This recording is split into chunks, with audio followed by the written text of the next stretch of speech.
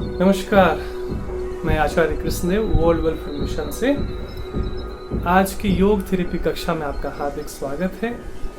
योग बहुत सारे हैं और हर एक बीमारी में आजकल डॉक्टर्स भी कहने लगे कि आप योग करिए, लेकिन हर एक योग हर एक व्यक्ति के लिए नहीं होता है। कौन सा योग करना चाहिए, कौन सा नहीं करना चाहिए, उसके लिए उचित मार्गदर्शन में ही करना सुरक्षित रहता है। आइए हम आज डायबिटीज़ के लिए क्या क्या योग थेरेपी हो सकती है उस पर कुछ चर्चा भी करेंगे और हम आपको प्रैक्टिकल भी बताएंगे कि क्या क्या चीज़ें की जा सकती है। समय सीमित रहेगा, इसलिए हम आपको कुछ 4-5 आसन ही आज आप बता पाएंगे और बाकी बहुत सारी चीज़ें हम उसमें अलग अलग वीडियोस बनाते रहेंगे आपके लिए। तो सबसे पहले ये आवश्यक है कि आप उचित मार्गदर्शन में करें, क्योंकि हर एक व्यक्ति अलग अलग फिजिकल और मेंटल स्टेट में हो सकता है। योगा इसके लिए कस्टमाइज्ड होना चाहिए, नीड बेस्ड होना चाहिए। कुछ डूज एंड डोंट्स बहुत ज़रूरी है ये जानना।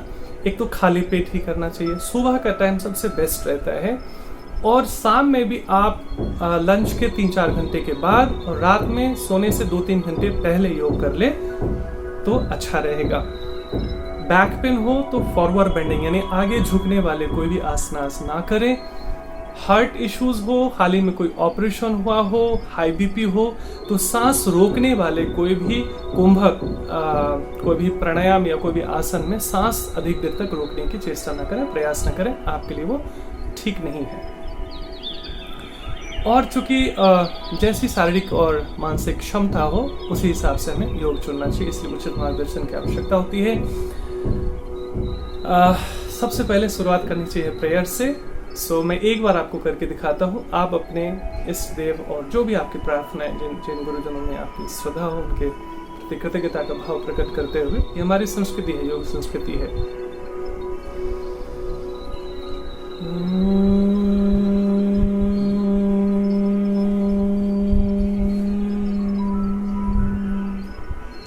इस तरह 3, 5 या 11 बार आप प्रार्थना से शुरुआत करें, परमात्मा को साक्षी बनाकर कि हे प्रभु, जो भी मैं करने जा रहा हूँ वो हमारे लिए हितकर हो। उसके बाद हम कर सकते हैं शुरुआत बटरफ्लाई से। इससे थोड़ा सा वार्म अप हो जाता है बॉडी और बॉडी आपका रेडी भी हो जाता है जो भी हम एक्टिविटीज कर रहे हैं उसके लिए। इसमें पीठ सीधा रहना चाहिए, मेरुदंड सीधा, कंधे रिलैक्स्ड, मन शांत, चेहरे पे प्रसन्नता का भाव। और शुरू में हो सकता है कि यदि मोटापा ज़्यादा हो तो अच्छे स्पीड में ना हो, लेकिन धीरे धीरे हम प्रयास करेंगे। इसे 100 से 300 बार तक किया जा सकता है ना। और इससे क्या हो जाता है, पूरा बॉडी थोड़ा वार्म अप हो जाता है, फ्लेक्सिबल भी हो जाता है। उसके बाद एज यूजुअल हम कर सकते हैं कपालभाति क्रिया। ये एक शुद्धिकरण प्रक्रिया है, इसके बहुत सारे तरीके होते हैं। एक है टाकी और टमी इन, अपने पेट को थोड़ा सा अंदर की तरफ दबाएं और फोर्सफुली ब्रीद आउट करें।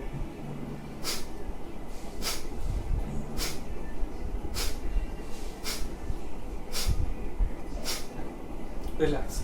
शुरुआती दिनों में आप 2 से 3 मिनट कर सकते हैं, धीरे धीरे अभ्यास बढ़ाकर आप 5 मिनट कर सकते हैं। अगर आपका पेट बढ़ा हुआ है, मोटापा है, तो इसे आप 10 मिनट, 15 मिनट, 20 मिनट भी कर सकते हैं। गर्मी के दिनों में एक बार में 10 मिनट से ज़्यादा नहीं करना चाहिए, क्योंकि हीट पैदा करता है बॉडी में। ब्रेक ले लेकर लेकिन आप कर सकते हैं इसे लगभग 15 से 20 बार तक भी। तो ये हो गया कपालभाति की प्रक्रिया। ऐसा महसूस करें पेट में कुछ फंसा है, सीने में कुछ फंसा है, गले में कुछ फंसा है, नाक में कुछ फंसा है और आप फोर्सफुली ब्रीद आउट कर रहे हैं।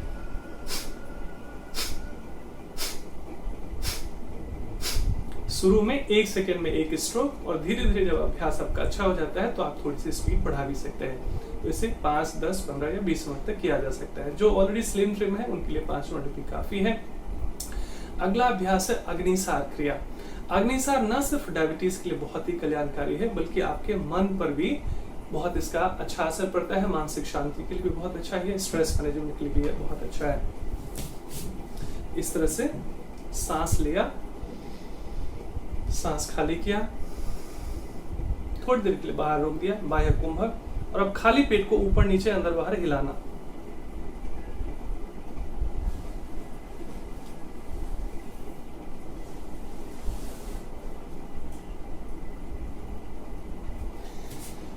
सांस लिया, सांस खाली किया, थोड़ा सा बाहर रोक दिया, बाह्य कुंभक, और फिर खाली पेट को हिलाना, थोड़ा सा आगे झुकते हुए। कभी लगे इतना भी याद नहीं रहता तो सीधा थोड़ा सा आगे झुकते हुए इसे बस पेट को हिलाना शुरू कीजिए। इसे आप वज्रासन में भी कर सकते हैं। वज्रासन में अधिक देर तक बैठने के लिए यहाँ पर आप कुशन रख सकते हैं या टॉवल रख सकते हैं, या एंकल के नीचे भी टॉवल या कुशन रख सकते हैं। खाना खाने के बाद 5 से 10 मिनट जरूर इसमें बैठने का अभ्यास कीजिए, क्योंकि यही एक आसन है जो खाना खाने के बाद भी किया जाता है, बाकी सारी चीजें खाली पेट की जाती है।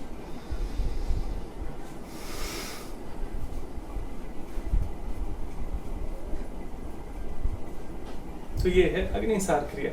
सो हमारी जो जठराग्नि होती है उसको ये बहुत मजबूत करता है, हमारे पूरे डाइजेस्टिव सिस्टम को, इंटेस्टाइन को, पैंक्रियाज को बहुत बेहतर करता है।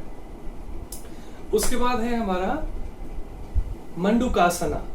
इसके 2 तरीके हैं। पहला है मुट्ठी बना लें, ऐसे अंगूठे को 4 उंगलियों में दबा दें, नाभि के आसपास इसे इस तरह से रखें, उंगलियां पेट पे टच होता हुआ, इसमें भी सांस लें, धीरे धीरे खाली करते हुए पूरा आगे झुकें। अब लगे इससे आगे हम नहीं झुक सकते तो वहीं फेस को ऊपर कर लें ताकि गले में खिंचाव महसूस हो। ये थायराइड ग्लैंड्स के लिए भी, पैराथायराइड ग्लैंड्स के लिए भी बहुत अच्छा है। 5 से 10 सेकेंड नॉर्मल ब्रीदिंग या ब्रेथ होल्ड करके रुकें और धीरे धीरे वापस आ जाए। इसे 5 या 10 बार कर सकते हैं आप मुट्ठी के साथ। और इसका दूसरा तरीका है, ये भी और आसान है, हाथ के ऊपर हाथ रखें, बाकी सब प्रक्रिया वैसे ही, सांस भरें, खाली करते हुए नीचे आए, पूरा खाली करने के बाद और लगे इससे नीचे आप नहीं झुक सकते, वहीं पर धीरे से चेहरे को उठा लें, गले में जैसे खिंचाव हो, 5 से 10 सेकंड रुकें और फिर आराम से वापस आ जाए। मंडूक जो है संस्कृत नाम है मेढक का, तो ये फ्रॉग लाइक पोस्चर बन जाता है, इसलिए इसे मंडूकासन कहा गया। हमारे ऋषि मुनि बड़े दूरदृष्टा थे, इसलिए एक एक नाम उन्होंने बड़ी सरलता से रखा ताकि हम सब याद रख सके। सो ये था हमारा मंडूकासन का 1 और 2। नेक्स्ट है हमारा अर्धमत्स्येंद्रासना। ये भी बहुत ही सहज आसन है, दिखने में थोड़ा सा शुरू में लगे कॉम्प्लिकेटेड। आप पहले जैसे पालथी मारकर बैठ रहे थे, इसमें क्या करना है, एक पैर को घुटने को नाभि के सीधे में रखें। शुरुआत में आप पैर को क्रॉस ना करके इसी साइड में रखें। दूसरे हाथ को, एक चीज ध्यान रखें कि जो पैर आपका ऊपर है वही हाथ पीछे जाएगा बॉडी को सपोर्ट के लिए, ताकि पीछे बॉडी ना लुढ़क जाए। रेज दिस हैंड अप, हाथ उठाएं, कंधे सहित पीछे मुड़े और धीरे से हाथ ऐसे लगा दें। पेट में, पीठ में जहां भी खिंचाव महसूस करते हैं उसको महसूस करें। 5 या 10 सेकंड रुक सकते हैं और फिर दूसरी तरफ से। और जब सेम साइड में रखते हुए थोड़ा सा अभ्यास अच्छा हो जाए, फिर आप इसे क्रॉस भी कर सकते हैं। बाकी सब प्रक्रिया वैसे ही है। हाथ को पीछे रखें या कमर पे लगा सकते हैं। इस हाथ को सीधा करें, कंधे से पीछे मुड़े और घुटन ये एल्बो से पुश करें घुटने को पीछे की तरफ और आप पीछे देखें। शुरू में थोड़ा सा हो सकता है कि आप आसानी से ना कर पाए, तो अभ्यास करते करते इसे कर सकते हैं। एक बार मैं साइड से दिखा देता हूँ इसे कैसे करते हैं। इसका एक दूसरा तरीका ये भी है जिसको वक्रासन कहते हैं। शुरू में आप ये भी आसन अपना सकते हैं जो सहज होगा, इसी का वेरिएशन है। हाथ पीछे रखें, ऊपर हाथ किया, कंधे से पीछे मुड़े और हाथ नीचे लगाएं। बाद में आप ऐसे भी कर सकते हैं, ऐसे रख सकते हैं। और लगे कि अभी हम हाथ नहीं छू पा रहे हैं तो दूसरा ऑप्शन है ये, तीसरा ऑप्शन है ये, चौथा ऑप्शन है ये। तो ये सारे वेरिएशंस है। शुरू में भले कठिन लगे लेकिन अभ्यास करते करते यही आपके लिए आसान बन जाएगा। तो ये था हमारा अर्धमत्स्येंद्रासना। अब है हमारा पवन मुक्तासना। पवन मुक्तासना आप सबको शायद पता ही हो। आराम से इसमें पीछे लेट जाएं, पीठ के बल लेट जाएं। ऑप्शन 1 ये है, इस तरह दोनों हाथों का ग्रिप बनाकर एक पैर को पेट की तरफ दबाव दें। 5 से 10 सेकेंड नॉर्मल ब्रीदिंग या ब्रेथ होल्ड करके रुकें और फिर पैर बदल लें।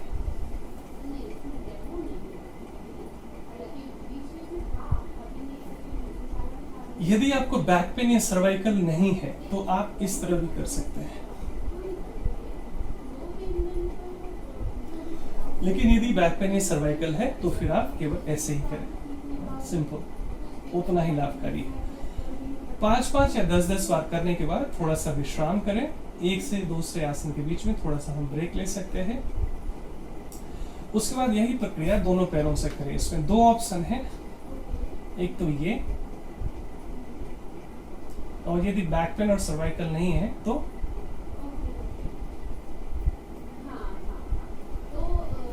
ऐसे कर सकते हैं। 5 से 10 सेकंड के लिए रुकें और फिर पूरे शरीर को विश्राम छोड़ दें। आप हाथ को ऐसे भी अगर संभव हो तो पकड़ सकते हैं।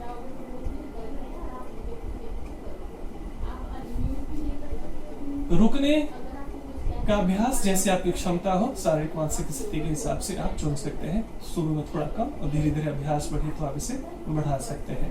तो ये था हमारा पवन मुक्तासन। उसके बाद है सशंकासना। सशंकासना इसलिए क्योंकि मेंटल रिलैक्सेशन इससे मिलता है। पेट के जितने भी ऑर्गन्स हैं उनको मसाज मिलता है और इससे मानसिक शांति बहुत अच्छी मिलती है। लेकिन जैसे मैंने बताया था, बैक पेन हो तो इसे नहीं करना चाहिए। दोनों हाथों को सांस लेते हुए ऊपर, सांस खाली करते हुए नीचे, धीरे धीरे धीरे धीरे एल्बो को रिलैक्स छोड़ दें, सिर को रिलैक्स छोड़ दें। नॉर्मल ब्रीदिंग के साथ आप 10 सेकंड रुक सकते हैं, यहाँ तक कि 1 मिनट तक भी रुक सकते हैं। बहुत सुकून मिलता है इससे और ये स्ट्रेस मैनेजमेंट के लिए भी बहुत अच्छा है। ये था कुछ आसन और क्रिया जो मैं चाहूँगा कि आप रेगुलर करें। वैसे बाद में आप जैसे जैसे अभ्यास बढ़े तो आप सूर्य नमस्कार भी कर सकते हैं।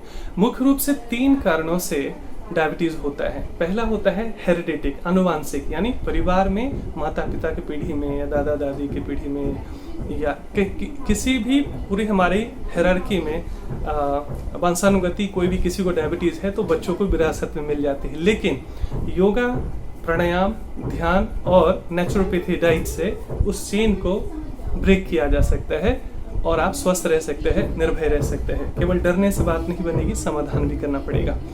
दूसरा कारण रहता है योग, व्यायाम इत्यादि ना करना, कोई भी फिजिकल एक्टिविटीज ना करना। इसी की वजह से मोटापा ज्यादा होना, बॉडी में ज्यादा फैट जमा हो जाना इत्यादि। तीसरा है हमारा फूड एंड लाइफ स्टाइल पे फोकस नहीं करना। कुछ भी खा लिया है ना, और ना रेस्ट लेने का टाइम है, ना जगने का टाइम है, ना उठने का टाइम है।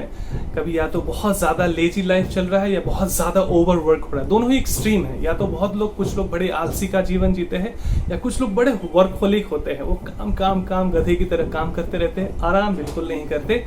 आपके शरीर को आपकी बाहरी दुनिया से कोई लेना देना नहीं है। जहाँ रेस्ट चाहिए तो चाहिए, तो उचित जो हमारा एक बायोलॉजिकल साइकिल है उसको हम डिसिप्लिन में रखते हैं तो सब कुछ ठीक रहता है। और इसका समाधान भी इसी में है। प्रतिदिन योगासन, प्राणायाम और ध्यान इत्यादि का अभ्यास करें विदाउट फेल। केवल बीमारी ठीक करने के लिए नहीं योग, योग एक जीवन शैली का हिस्सा है। करो योग, रहो निरोग। तो सिर्फ डायबिटीज ही नहीं, हर एक बीमारियों से आप दूर रहेंगे, उचित मार्गदर्शन में करें। दूसरा है कि तनाव प्रबंधन के लिए कि आप क्या क्या करते हैं। तनाव प्रबंधन के लिए आप जो है योगासन, प्राणायाम, ध्यान करते हैं, ये तो है ही है, लेकिन इतने तक ही सीमित ना रहें।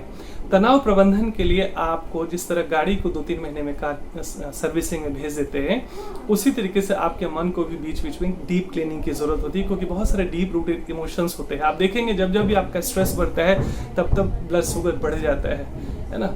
तो जैसे ही आप थोड़ा बीच बीच में लाइफ काउंसलिंग और लाइफ कोचिंग वगैरह भी लेते रहिए। स्ट्रेस मैनेजमेंट के लिए आप देखिए क्या क्या कर सकते हैं। हम लोग इस पर अलग से कोर्स और प्रोग्राम डिज़ाइन कर चुके हैं, जिससे आप तनाव प्रबंधन कर सकते हैं। हमारे सर्टिफिकेट कोर्सेज वगैरह होते हैं, you can join that as well. और तीसरा है खान पान का। केवल योगासन से बात बनती नहीं है, ये ध्यान रखिए हमेशा। कई लोग सोचते हैं कि अब तो हम योगा कर रहे हैं, अब तो कुछ भी खा पी सकते हैं, अब तो हम इंसुलिन ले रहे हैं, अब तो कोई बात नहीं, जैसा चल रहा है चलने दो। ऐसा नहीं चलता है ना। इस पर बहुत वीडियो लंबा हो जाएगा, इसलिए मैं इंसुलिन क्यों लेना पड़ता है, क्यों डायबिटीज़ होती है, उस पर हम कभी और चर्चा करेंगे। फिलहाल तो हम समाधान की बात कर रहे हैं, और ये है प्रतिदिन योगासन, प्राणायाम, ध्यान इत्यादि करें। प्रतिदिन खान पान का ध्यान रखें। तनाव प्रबंधन के लिए देखिए आप क्या कर सकते हैं, बैलेंस करने के लिए, मेंटल पीस के लिए आप क्या क्या कर सकते हैं। गीता पढ़िए, आध्यात्मिक थोड़ी सी रुचि रखिए, उसमें थोड़ा सा स्वाध्याय करना, सत्संग करना, साधना करना, सेवा करना, ये तनाव प्रबंधन के लिए बहुत ही सुंदर समाधान है, इससे आप जुड़ सकते हैं। और खान पान के लिए जैसे नेचुरोपैथी डाइट हम लोग रिकमेंड करते हैं, तो आपको आश्चर्य होगा कि बहुत सारा डायबिटीज रिवर्सल हुआ है, लोग ठीक हुए हैं। सामान्यतः एलोपैथी कहती है कि भैया जिंदगी भर आपको इंसुलिन लेना पड़ेगा, जिंदगी भर ये ठीक नहीं होगा, लेकिन हम लोग ऐसा नहीं मानते। गॉड गिफ्टेड हम सब में हीलिंग एनर्जी है जो चीज़ों को ठीक कर सकती है, जड़ से ठीक कर सकती है। बस क्या करना है, प्रतिदिन योगासन प्राणायाम करने से क्या होता है, जो इंसुलिन नहीं बन रहा था वो बनना शुरू हो जाता है। नेचुरोपैथी डाइट जो हम देते हैं आपको, कहते हैं सब रोगों की एक दवा, मिट्टी पानी धूप हवा। जरा सोचिए, नेचुरोपैथी में हम लोग ऐसा मानते हैं कि इंसान ही ऐसा प्राणी है जो भोजन पका कर खाता है। नेचुरोपैथी में हम अनकुक्ड फूड पर थोड़े दिन के लिए आपको रखने का प्रयास करते हैं, कम से कम 1 से 3 महीने का। और इंसान ही ऐसा प्राणी है जो माँ के दूध के बाद भी पूरे जीवन दूध पीता है, इसलिए हम लोग डेयरी प्रोडक्ट्स भी मना कर देते हैं। सो प्रकृति के साथ जैसे ही आप जीना सीख लेते हैं, बिना दवाइयों के आप ठीक हो जाते हैं। ये जब लोग ठीक हो जाते हैं तभी उनको लगता है कि अरे इतने सालों से हम पता नहीं कहाँ डॉक्टर हॉस्पिटल चक्कर काटते रहे, काश मैं पहले ही योगा थेरेपी से जुड़ जाता, काश मैं नेचुरोपैथी फूड थेरेपी से पहले ही जुड़ जाता, काश मैं माइंड मैनेजमेंट प्रोग्राम और मेडिटेशन इत्यादि से जुड़ जाता, तो मैं शायद बिना दवाई के ठीक हो जाता। आपको जानकर आश्चर्य होगा, डॉक्टर की मजबूरी है, वो आपको दवाइयाँ लिखते ही लिखते हैं। उनका मानना है कि अगर मरीज को ज़्यादा ज्ञान दोगे तो वो दोबारा आएगा नहीं, किसी और डॉक्टर के पास चले जाएगा, क्योंकि लोगों के पास वक्त नहीं है। पहले के डॉक्टर्स बड़े भले होते थे, वो सबको दवाइयाँ नहीं लिखते थे, वो डांट भी देते थे, अरे सब कुछ ठीक है, क्यों बार बार दवाइयाँ लेने आ जाते हो। लेकिन आज तो यह है, सदा रहो तुम आवत जाता, तो आते जाते रहिए, इसलिए वो आपको ज़्यादा प्रिवेंटिव कुछ बताते नहीं है, और आप बार बार बीमार पड़ते हैं, बार बार परेशान होते हैं, बार बार डॉक्टर के पास जाते हैं।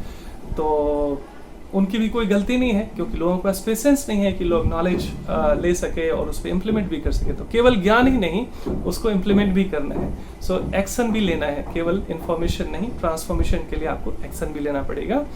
तो मेरा आज का यही संदेश था आपके लिए, और आपको ये अच्छा लगे तो आप स्वयं भी इसको फॉलो कीजिए, उचित मार्गदर्शन में लेके, और भी लोगों को ये शेयर कीजिए इससे। तो हर एक छठा व्यक्ति जो विश्व का है वो भारतीय है जिसे डायबिटीज हुआ है। तो ये तो भारत भूमि है जहाँ हम दुनिया को ठीक करते हैं, तो पहले खुद को ठीक करना सीख लें और करो योग, रहो निरोग। हरे कृष्णा।